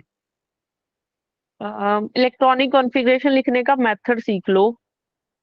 इलेक्ट्रॉनिक कॉन्फ़िगरेशन कैसे लिखते हैं, पहला पॉइंट तो ये है आज का। वो ma'am electronic Aufbau configuration principle लिख, की हो जाती है ना। यस, मैं वही बताने वाली थी। आपने देखो मेथड सीख लो कैसे लिखना है, यही पेपर में लिखना है आपको। 1s लिखो, 2s लिखो, 2p लिखो, सॉरी सॉरी सॉरी सॉरी, पहले एस वाले लिखते हैं, पहले एस वाले लिखने हैं। 1s हो गया, 2s हो गया, 3s हो गया, 4s हो गया, 5s हो गया। ठीक है, फिर उसके बाद एक छोड़ दो, फिर आपने पी से स्टार्ट करना है, तो 2p हो गया, 3p हो जाएगा, 4p हो जाएगा, 5p हो जाएगा। फिर एक छोड़ दो थर्ड में, फिर थर्ड से स्टार्ट करना पड़ेगा, इसका मतलब 3d हो जाएगा, 4d हो जाएगा, 5d हो जाएगा।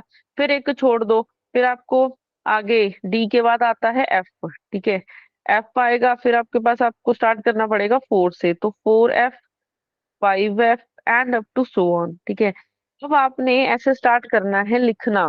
ठीक है, ऐसे स्टार्ट करना है लिखना, जैसे अभी ये लिखा हुआ है ना, ऐसे स्टार्ट होता है। ऐसे बना लो इसको जैसे मैंने बनाया है।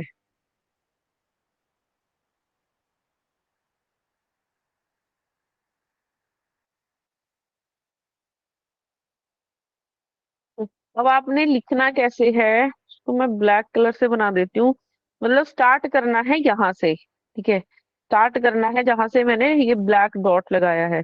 पहले आएगा 1s में इलेक्ट्रॉन, फिर 1s के बाद फिर आपके पास किस में आएगा, 2s में आएगा, फिर उसके बाद आ जाना है 2p में, फिर उसके बाद आना है 3s में। ठीक है, फिर उसके बाद आएगा 4s में। एक मिनट एक मिनट, तो वो p, एक मिनट, तो यस, ऐसे आता है। उसके बाद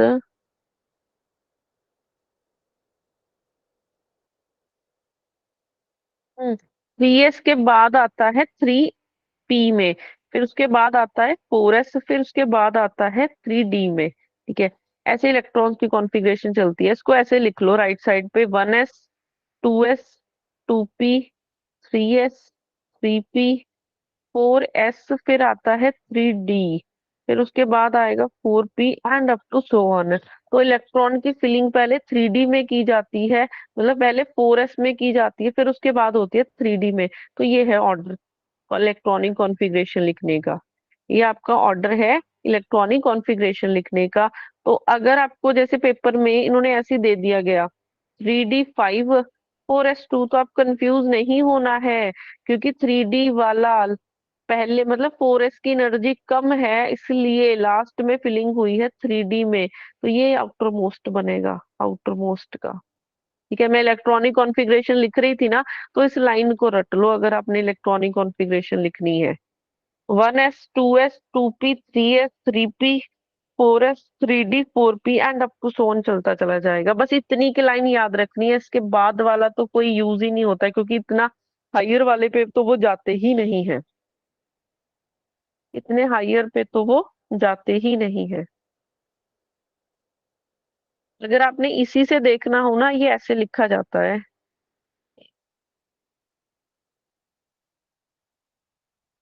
देखो आपने स्टार्ट किया ब्लैक डॉट से, ब्लैक डॉट से स्टार्ट करोगे, फिर ये ऐसे जाएगा, फिर इधर 2s पे आएगा, 2s से फिर इधर आना है अपने 2p पे।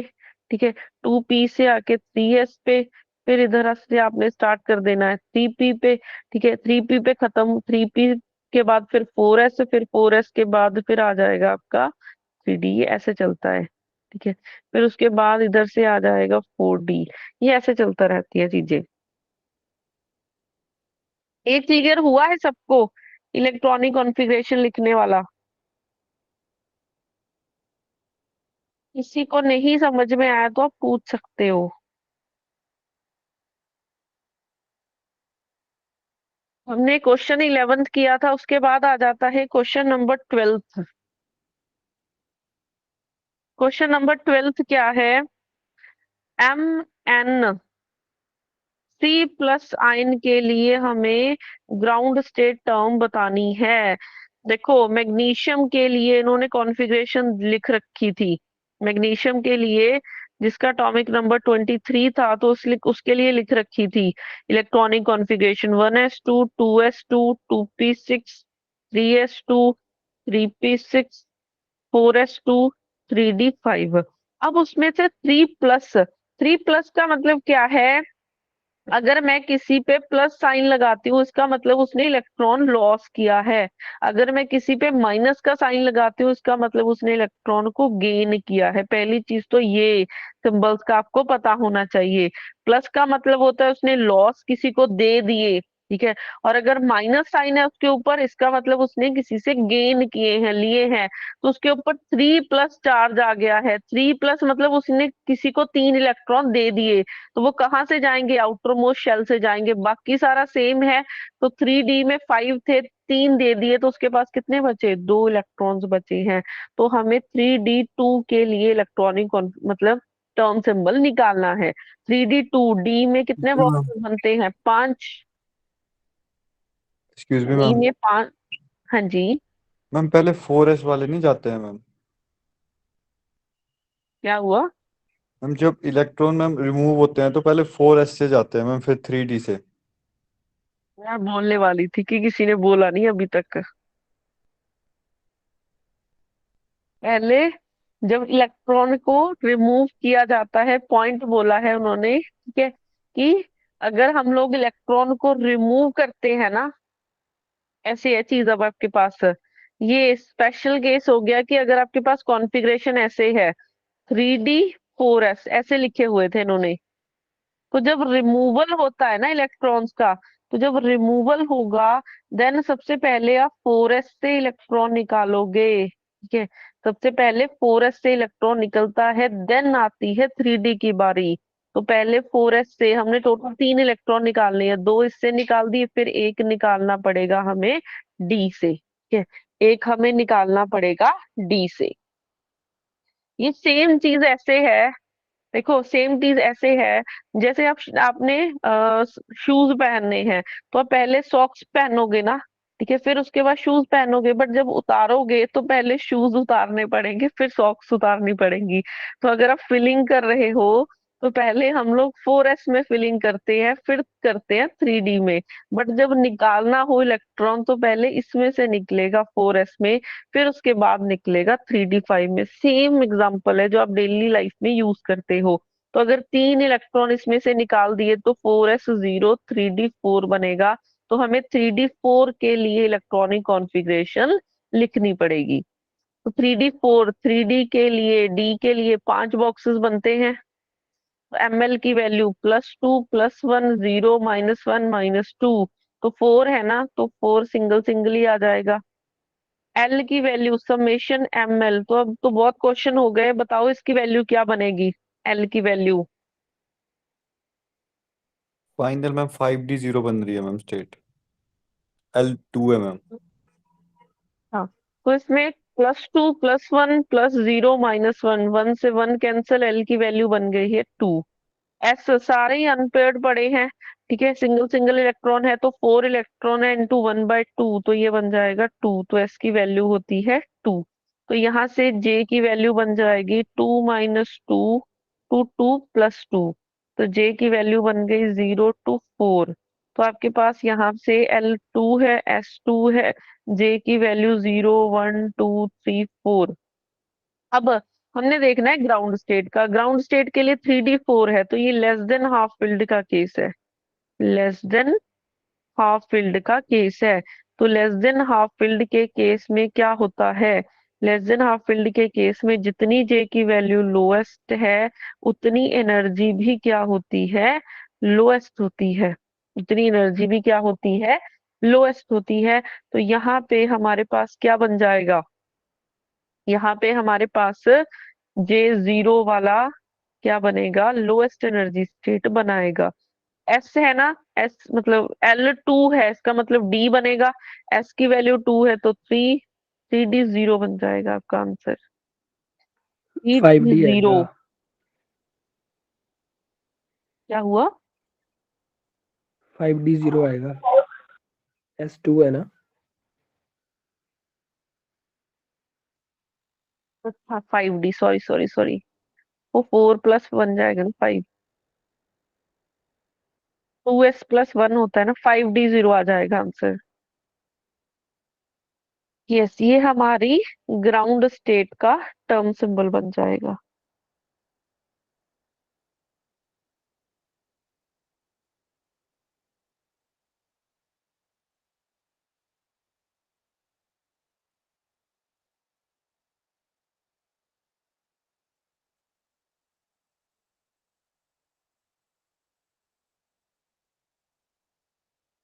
मैम ये केस एक्सेप्शन की वजह एक्सेप्शन है ना, तभी इसमें से 4s में से पहले निकाला गया है।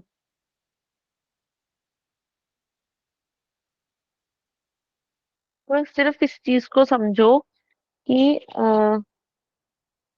के पास अगर ऐसे शेल बने हुए हैं ना, हम लोग ऐसे लिखते हैं, इसको लिखा ऐसे जाता है 3D4s, ठीक है। जो फिलिंग है पहले इसमें की जाएगी फिर इसमें की जाएगी, बट अगर हमने निकालना है पहले इसमें से निकालेंगे फिर निकालेंगे इसमें से।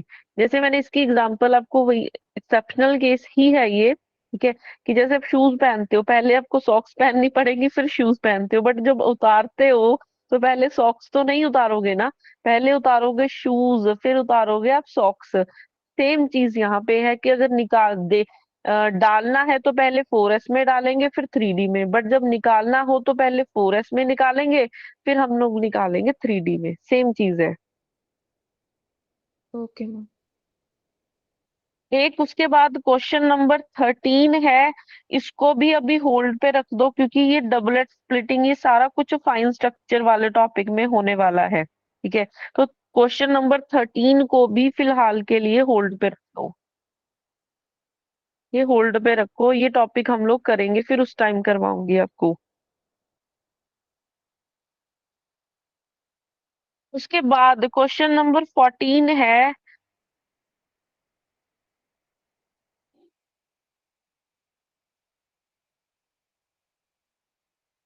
क्वेश्चन नंबर 14, सोडियम एटम के पास 11 इलेक्ट्रॉन्स हैं, 11 इलेक्ट्रॉन्स। तो उन्होंने पूछा है the ground state of sodium is. Ground state of sodium हम लोग निकाल चुके हैं ये तो अभी पहले किया है, ही। कर ली। हमने सोडियम के लिए अभी किया था, यस ये रहा 2s1/2। सोडियम के लिए हमने अभी निकाला है, तो इसका आंसर हो जाएगा 2s1/2 ground state energy level है। ऑप्शन नंबर डी करेक्ट हो जाएगा।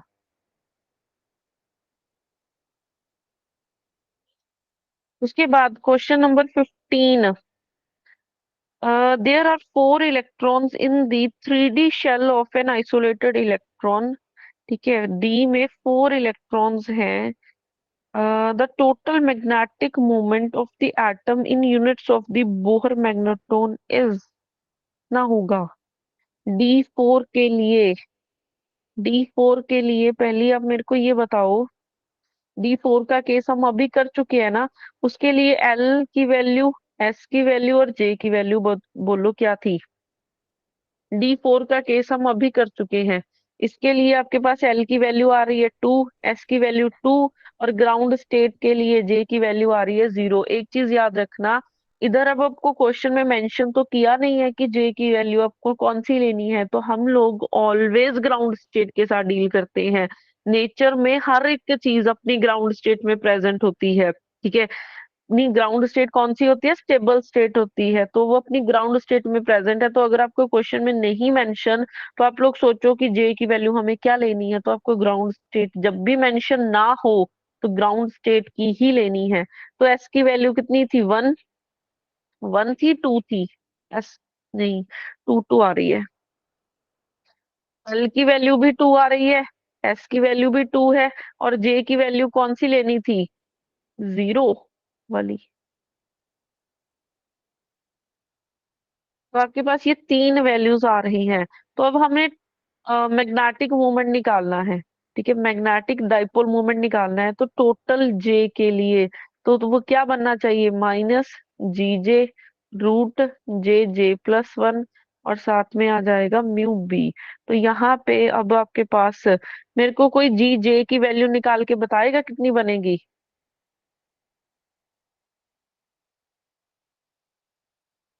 μJ आपका बन जाएगा -GJ, जे की वैल्यू 0 ही बन जाएगी, आपके पास निकालने की जरूरत ही नहीं है। जब आपके पास जे ही 0 है, तो जो बोहर मैग्नेटोन है वो भी तो 0 आएगा। अगर आपके पास जे 0 है, तो जी जे की वैल्यू जितनी मर्जी हो कोई फर्क पड़ेगा ही नहीं, क्योंकि जे ने ही उसको 0 कर देना है। तो बोहर मैग्नेटोन की वैल्यू आ जाएगी 0, तो इसका आंसर आ जाएगा 0।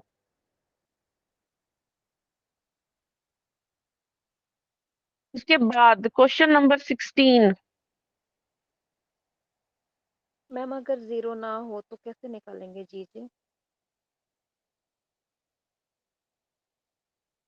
जे जी फैक्टर है, इसकी वैल्यू क्या होती है, 1 + JJ+1, ये तो हम ऑलरेडी कर चुके हैं। L+1 divided by 2JJ+1। आपको L दिया है 2S दिया है 2J दिया है 0, तो आप निकाल सकते हो वैल्यू। ये वैसे तो इस केस में निकालने की जरूरत ही नहीं पड़नी चाहिए, इस केस में J ही 0 है। ठीक है, तो आपको वैसे फैक्टर आपका 0 बन गया, जी जे की कोई भी वैल्यू हो। बट अगर आपको किसी और केस के लिए निकालनी हो तो इस फॉर्मूले से निकाल सकते हो, ये जी फैक्टर है। उसके बाद क्वेश्चन नंबर कौन सा था, 16, the spectroscopic terms. Question number 16 है, the number of spectroscopic term resulting from LS coupling of a 3p electron and 3d electron। तो 3p में एक इलेक्ट्रॉन प्रेजेंट है, 3d में एक इलेक्ट्रॉन प्रेजेंट है। अपनी इलेक्ट्रॉनिक कॉन्फ़िगरेशन मतलब स्पेक्ट्रोस्कोपिक टर्म्स निकालनी है। तो ये क्वेश्चन तो आप लोग ऑलरेडी शायद हम लोग पहले कर चुके हैं। ये क्या है, 2 इलेक्ट्रॉन वाला केस है, 2 electron in different shell, in different shell.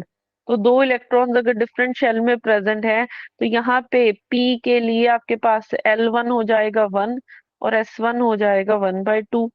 इसके लिए L2 हो जाएगा 2 और S2 हो जाएगा 1/2। तो हमने क्या निकालना होता है, टोटल L निकालना होता है L1 minus L2 to L1 plus L2। तो यहाँ से 1 माइनस 2 टू 1 प्लस 2, तो L की वैल्यू हो जाएगी 1 2 3। तो L की वैल्यू 1 2 3 ये बन जाएगी वैल्यूज। और S की value S minus S2 to S plus S2। तो यहाँ से आपके पास बन जाएगा 1/2 माइनस 1/2 टू 1/2 प्लस 1/2। तो S की वैल्यू 0 2 1। तो S की वैल्यू 0 एंड 1 दो बन जाएंगी। और अगर आपके पास सेम शेल में प्रेजेंट हो तब तो हमें सोचने की जरूरत पड़ती है ना कि हमने इवन इवन या फिर ऑड ऑड वाला ही केस लेना है। बट जब आपके पास डिफरेंट शेल हो उसमें हमें कोई चक्कर ही नहीं होता, तो इसमें सारे के सारे कॉम्बिनेशंस आ जाएंगे। तो सारे के सारे कॉम्बिनेशन मतलब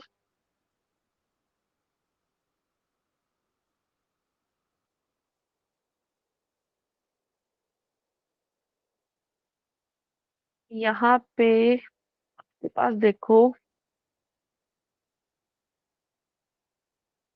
क्या आ रही थी वैल्यूज।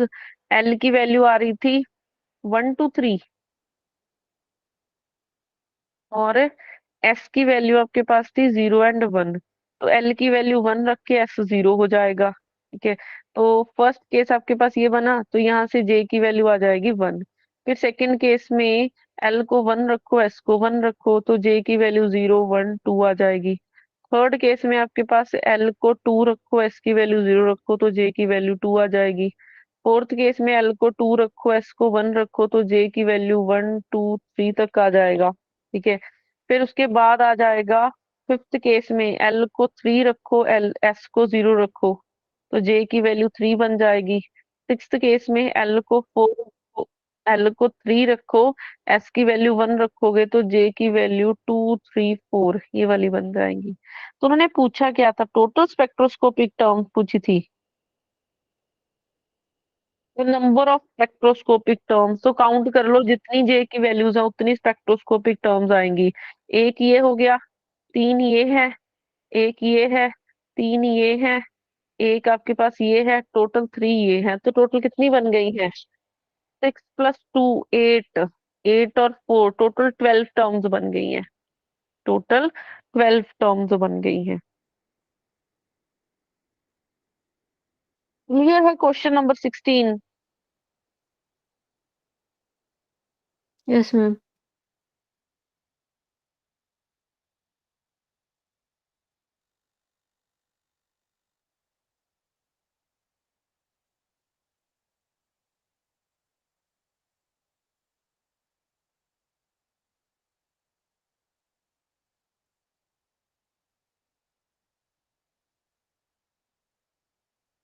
अच्छा, उसके बाद जैसे क्वेश्चन नंबर 17 है,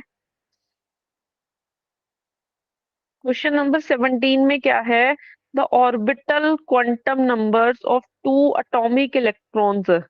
L1 की वैल्यू 1 है, L2 की वैल्यू 2 है। The possible values of the total angular momentum quantum number J under LS coupling are. Options दे रखी हैं आपको। उन्होंने बात की है 2 electron system, 2 atomic electrons, 2 atomic electrons. इसका मतलब इसके लिए भी एक इलेक्ट्रॉन प्रेजेंट है, तो S1 की वैल्यू 1/2, इसके लिए आपके पास प्रेजेंट है, तो S2 की वैल्यू 1/2। दोनों स्टेट्स में L1 में और L2 में एक एक इलेक्ट्रॉन प्रेजेंट है, तो S1 और S2 की वैल्यूज 1/2 हो जाएंगी। ठीक है, ये केस हम लोग अभी नहीं किया था हमने, यस भी किया है हमने, देखो डिट्टो केस, डिट्टो केस हमने किया है। तो इसके लिए J की वैल्यू क्या क्या हो सकती हैं पॉसिबल ऑप्शन चेक कर लेते हैं फटाफट से। ऑप्शन दे रखा है आपको -1 एंड 1 ओनली। -1 हो सकता है पॉसिबल? हाँ मैम। नहीं हो सकता। ऑप्शन बी जीरो से 1 2 एंड 3 ओनली। Option C 0 1 2 3 4। ठीक है। ऑप्शन डी -2 -1 0 1 2, ये भी नहीं हो सकता है। आपके पास 0 4 तक जा रही है वैल्यू, तो ऑप्शन नंबर सी आ जाएगा correct. Option number C correct हो जाएगा।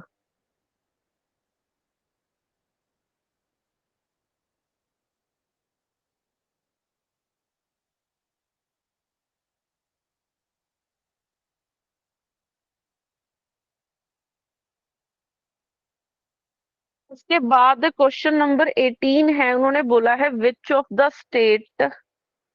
क्वेश्चन नंबर 18 है which of the following state exist. Options दे रखे हैं आपको, लाइक 2p1 है, बी ऑप्शन दे रखा है 2p3/2 है, सी ऑप्शन दे रखा है 2p5/2 है, डी ऑप्शन दे रखा है 2p7/2। तो कौन सी स्टेट एग्जिस्ट करेगी? सब में 2p है, ऊपर देखो सब में 2p है, तो एस की वैल्यू आपके पास 1/2 है। पी है तो एल की वैल्यू क्या है? 1। तो जे की वैल्यू 1 -1/2, 1 -1/2 तो 1 +1/2 तक जाएगी। तो यहाँ से आपके पास जे की वैल्यू 1/2 और 3/2, तो दो ही वैल्यूज पॉसिबल है। तो जा तो 3/2 पॉसिबल है, जा आनी चाहिए 1/2। तो सिर्फ यही ऑप्शन नंबर बी एग्जिस्ट करेगी, तो यही आपका करेक्ट हो जाएगा। यही आपकी करेक्ट ऑप्शन हो जाएगी।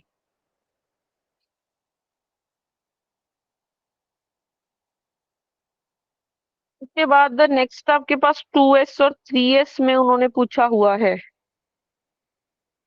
नेक्स्ट क्वेश्चन नंबर 19 में 2s और 3s, इनमें दोनों में एक एक इलेक्ट्रॉन प्रेजेंट है, उसके लिए उन्होंने पूछा है टर्म सिंबल क्या होंगे। तो इसके लिए L1 की वैल्यू 1 है, ठीक है, और L2 की वैल्यू।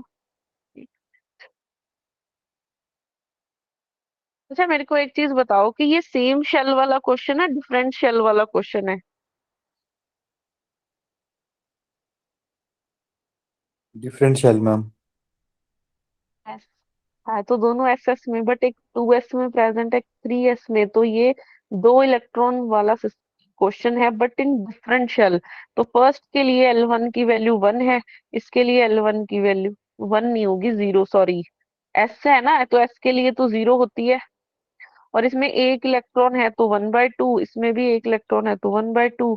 तो यहाँ से जे एल निकालना है तो वो 0 आ जाएगा टोटल। एस निकालोगे तो 0 एंड 1, तो आपके पास दो केसेस बन जाएंगे। एल 0 है और एस की वैल्यू 1, तो यहाँ से जे 0, जे आ जाएगा 1। तो आपके पास कॉम्बिन क्या बनेगा टर्म सिंबल? इसके लिए बन जाएगा 1s0, इसके लिए बन जाएगा 1s1। दो टर्म सिंबल बनेंगे आपके पास, दो टर्म सिंबल बनेंगे। नहीं, 3s बनेगा। s की वैल्यू 1 है ना, इसमें 3s बनेगा, 3s बनेगा यहाँ पे। तो यहाँ से ऑप्शन नंबर सी करेक्ट हो जाएगा। यहाँ से ऑप्शन नंबर सी क्या हो जाएगा? करेक्ट हो जाएगा।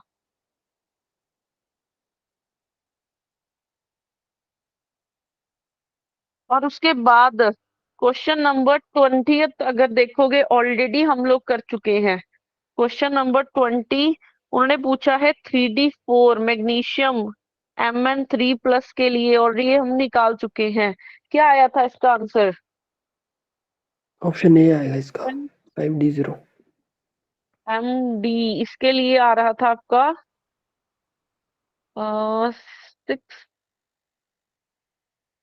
6s5/2। नहीं,